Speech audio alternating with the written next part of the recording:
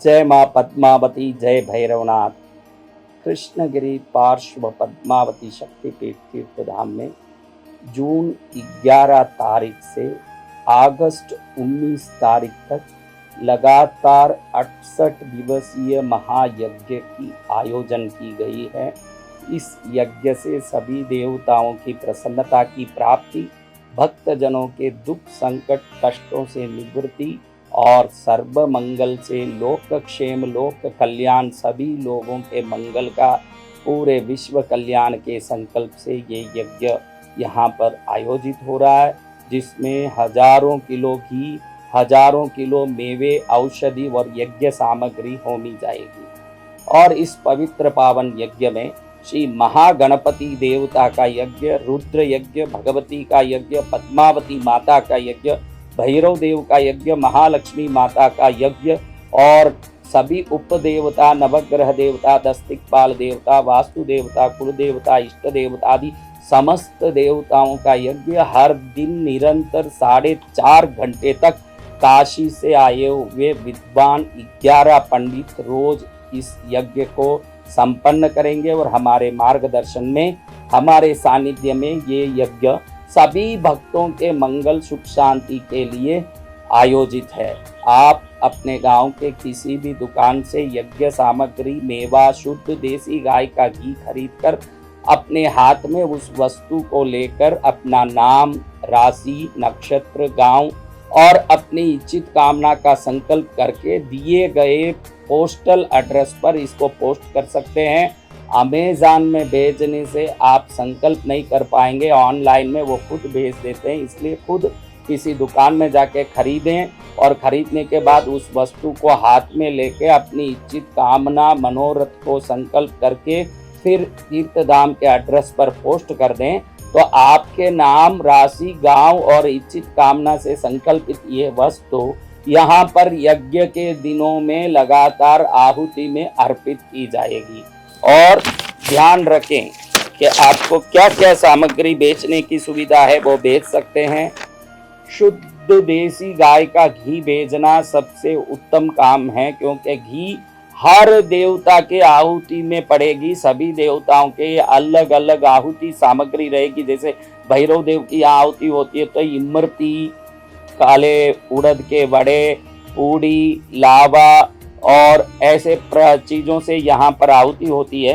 तो गणपति के इक्षु गन्ना, इक्षु से, इक्षु दंड से, दूर्वा से और अनेक प्रकार के अन्य सामग्रियों से गणपति का आहुति होता है। भगवती की जो आहुति, पद्मावती की आहुति सफ़ेद साबुत सुपारी से, हल्दी गांठ से, कमल गट्टा से, गुगुल से, यानी हर एक अलग अलग देवता के उनके जो आहुति बताए गए हैं उसी आहुति से कृष्णगिरी तीर्थ में यज्ञ होता है। और पूरे विश्व में कृष्णगिरी तीर्थ में जो यज्ञ विधान होता है, जितना सटीक और सामग्री की शुद्धि, ये बहुत ही दुर्लभ देखने में आता है। ऐसे यज्ञ में लाभ लेने से देवता प्रसन्न होते हैं और जरूर कामना सिद्ध होती है और दुख संकट दूर होते हैं। और ये जो 68 दिवसीय अखंड यज्ञ हमने जो यहाँ चालू रखने का जो संकल्प किया है, ये यज्ञ सभी भक्तों के कष्ट, दुख और संकट निवारण के लिए, सुख समृद्धि प्राप्ति के संकल्प से किया जा रहा है। तो जिसको भी जितना सामग्री सामर्थ्य है उतना बेच सकते हैं, क्योंकि इस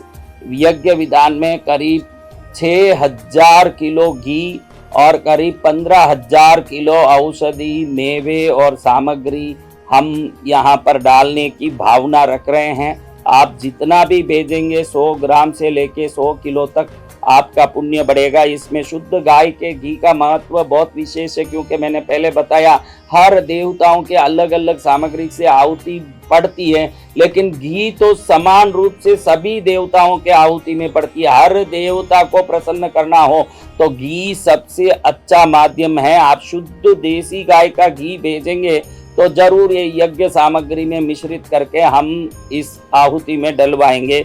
फिर काला तिल है, लवंग है, इलायची है, कमल गट्टा है, किशमिश है, हल्दी गांठ है, बादाम है, सफ़ेद साबुत सुपारी, खोपरा गोला, गुगुल और मिक्स मेवा आप भेज सकते हैं। इन सामग्रियों का लिस्ट इसी वीडियो में नीचे जो स्क्रॉलिंग चल रहा है इसमें भी देख सकते हैं। अंत में भी आप इस लिस्ट को देख सकते हैं और किस पते पर भेजना वो पता भी आपको इसमें एड्रेस दिया गया है। उस एड्रेस को आप अंग्रेजी में ही लिख के जरूर भेजिएगा, क्योंकि यहाँ के पोस्टमैन हिंदी पढ़ना नहीं जानते हैं तो पोस्ट को वापस भेज देते हैं। तो पुनः आपसे निवेदन है कि आप अमेज़न ऑनलाइन में कोई भी सामग्री ना बेचते हुए सभी सामग्रियों को खुद अपने गांव के दुकान से खरीद के हाथ में लेके 3 बार उसको अपने नाम, गांव, राशि, नक्षत्र, परिवार वालों सदस्यों का नाम सब बोल के क्या कामना से इसको भेज रहे हैं आप ही खुद उधर से प्रार्थना करके फिर इसको पोस्ट करें, ताकि ये सामग्री आपके नाम से आपकी कामना की पूर्ति के लिए यहाँ यज्ञ में होमी जाएं।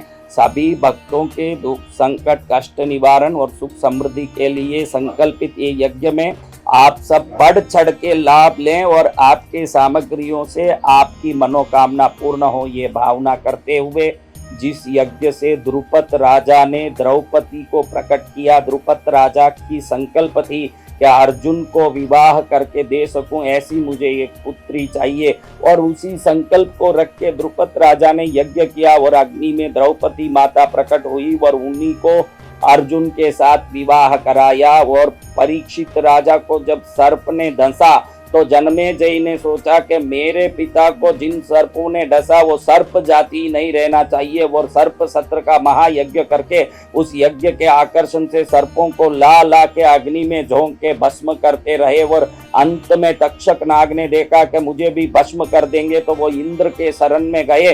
तो हमारे ऋषि मुनियों ने इंद्र के साथ तक्षक को खींचने के लिए यज्ञ मंत्र बोलने लगे।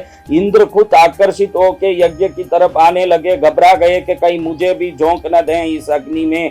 इसलिए इंद्र ने तक्षक को अपने आश्रय से छोड़ दिया और खुद निकल गए। फिर तक्षक को खींचने लगे ऋषि मुनि, बड़े मुश्किल से तक्षक बच पाए, क्योंकि आस्तिक ऋषि ने पहले ही जन्मेजय से एक वरदान लिया था कि मेरी इच्छा तू पूर्ण करेगा। उस समय आर्तिक ऋषि ने जन्मेजय को कह दिया कि सर्प सत्र बंद करो, यज्ञ बंद करो। यज्ञ बंद करने के कारण तक्षक नाग बच गए, वरना उनको भी अग्नि में भस्म होना निश्चित था।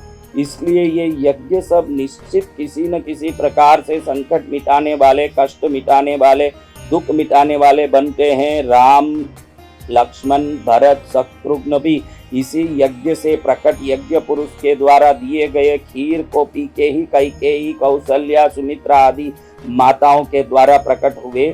तो यज्ञ सनातन धर्म की शक्ति है। यज्ञ से देवता प्रसन्न होते हैं, और कृष्णगिरी तीर्थ में जो यज्ञ का विधान होता है वो मंत्रों से, विधान से, शुद्धि से, क्रिया से, वस्तु से पूर्ण सटीक होने से अद्भुत फल प्रदान करता है। वो ये तीर्थ सदा यज्ञ को आगे बढ़ाने वाला रहा है। आप भी अब चलने वाले इस 68 दिवसीय महायज्ञ में बढ़ चढ़ के भाग लें, अधिक से अधिक सामग्री भेजें। इस वीडियो को जो भी देख रहे हैं अपनी मनोकामना पूर्ति के लिए यज्ञ सामग्री खुद भी भेजें, और अपने रिश्तेदार, इष्ट मित्र, बंधुओं को भी ये समाचार देके उनसे भी भिजवाएं, ताकि ये यज्ञ से सभी विश्व के लोगों का, भारत के हर राज्य के, हर देश, नगर, ग्राम के हर घर घर के लोगों का मंगल हो सके। जय मां पद्मावती।